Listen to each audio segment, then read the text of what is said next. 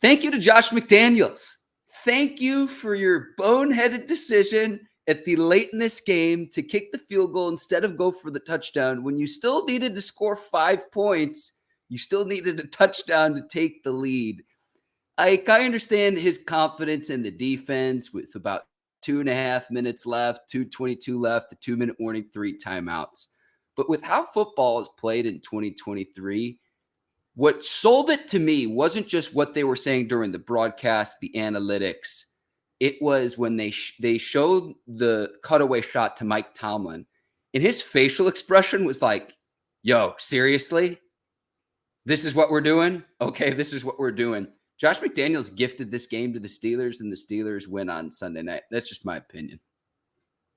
The Steelers gifted that game win to themselves. So we ain't got nothing to do with other people's decisions. By the end of the day, as long as you got a W on the left-hand column, that's all what matters. That decision being made by Coach Josh Daniels, he can have it. That W that's sitting on the left-hand side of the Pittsburgh Steelers record, we love it.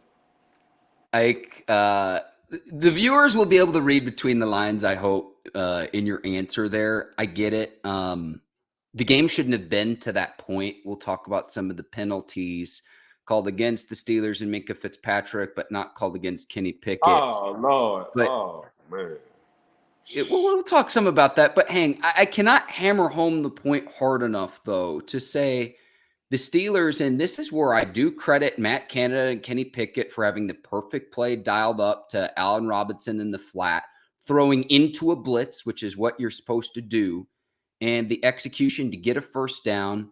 The Raiders do eventually get the Steelers to punt. It was a great punt by Presley Harvin III, but then the Raiders have to go the full length of the field with like 12 seconds left and no timeouts, and they have to score a touchdown. Again, I thought the Steelers played very well. I thought they were a lot better compared to the first 2 weeks of the season. But it was Josh McDaniels' decision-making, which was just like, hey, Steelers, here's your victory. With how football is played now and what we know about analytics and how this game played out, if you take advantage of other teams' mistakes, and certainly I thought Pittsburgh did that Sunday night. I mean, if you think about it, just like having penalties.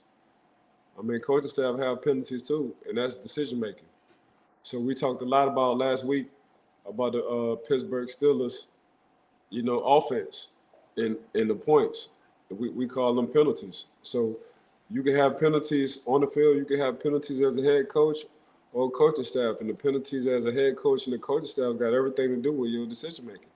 So, but that's something we can't control if we coming on the W side on the left hand column of winning. So we ain't really tripping. We as in the Pittsburgh Steelers, we ain't really tripping. But I get exactly what you're saying. But penalties come all across the board. They can go from referees to players to the coaching staff to the front office. That's just what it is. So